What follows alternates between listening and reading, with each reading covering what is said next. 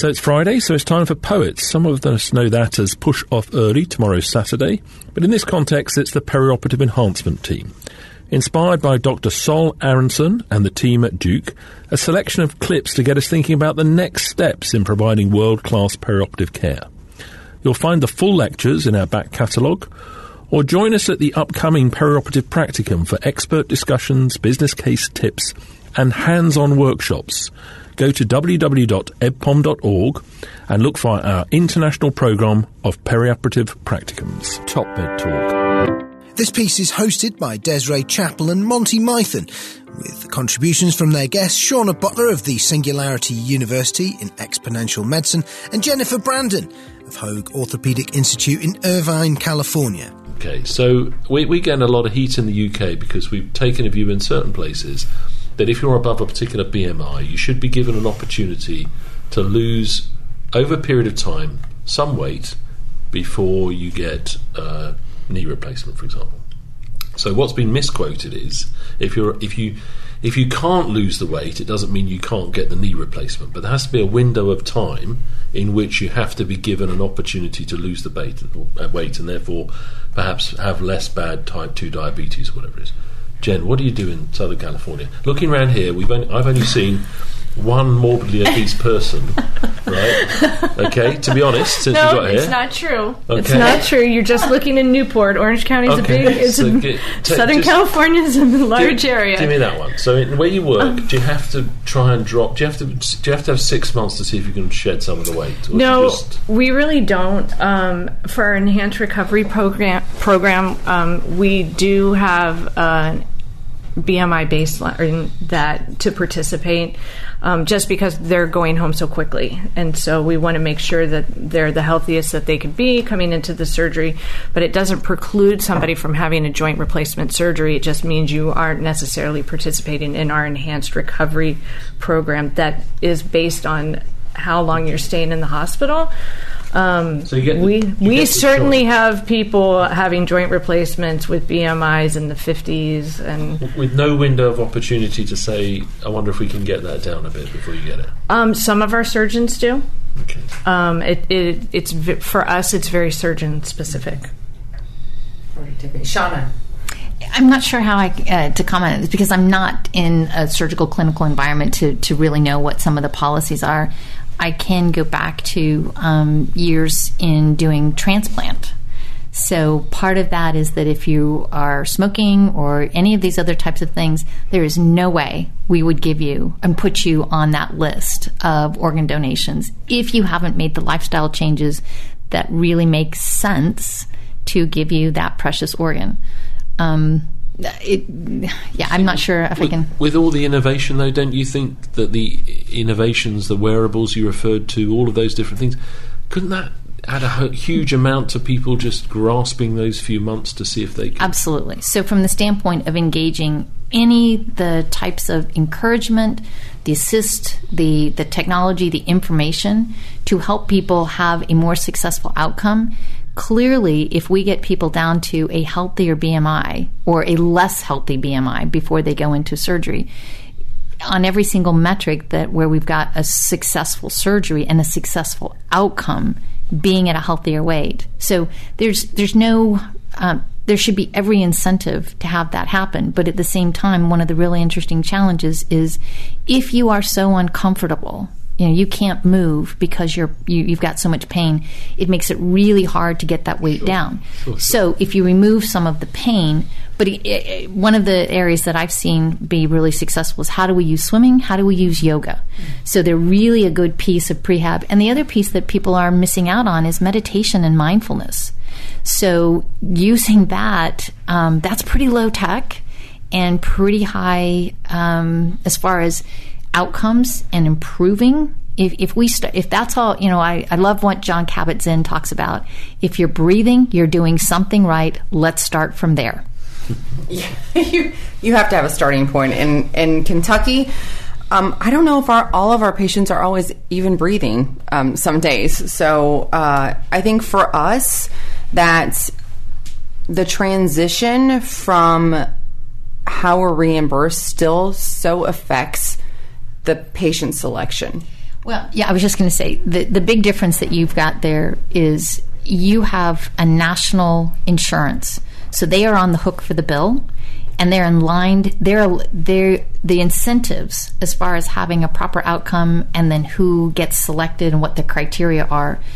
You have a centralized approach. So that's, again, one of the benefits or the upsides of the type of financial model. And the interesting thing for me, looking at the economics of how we deliver health across the globe, is that every single society has to make some important decisions. So what I've said is that, or what I've found is that there's no system out there who gets it completely right. And there are no easy answers. There are just really difficult questions that as a society, we need to figure out, where do we want to put our dollars? Where do we want to put our resources for the outcomes that we're willing to achieve? And so that's again, the UK has really tackled this on all of the criteria around their surgeries. And most countries that have a nationalized health insurance program, it's along the same lines of whether or not you're going to get cardiac surgery, you're going to have certain diagnostic tests. They're looking at the value of doing that and what conditions and criteria are we going to set so that we encourage people to be their own best advocate. Yeah, and I think it's a fascinating conversation to have, and honestly, as a practitioner in the OR every day, I work 40 hours a week on the stool delivering anesthesia, and I ask these questions every day. Why are we here? What are we doing? How are we going to improve outcomes? Does this patient actually meet a criteria that is acceptable for us to be doing surgery today? And I think as long as we are looking and working it through the dogma and the traditional fee-for-service care and not looking at what value is and what quality is and ultimately what outcome is for our patients, that we're still going to always kind of struggle with that question. So, aren't you all worried that you spend more money on healthcare than anyone else and life expectancy is going down in the USA? Absolutely. How do you rationalize that?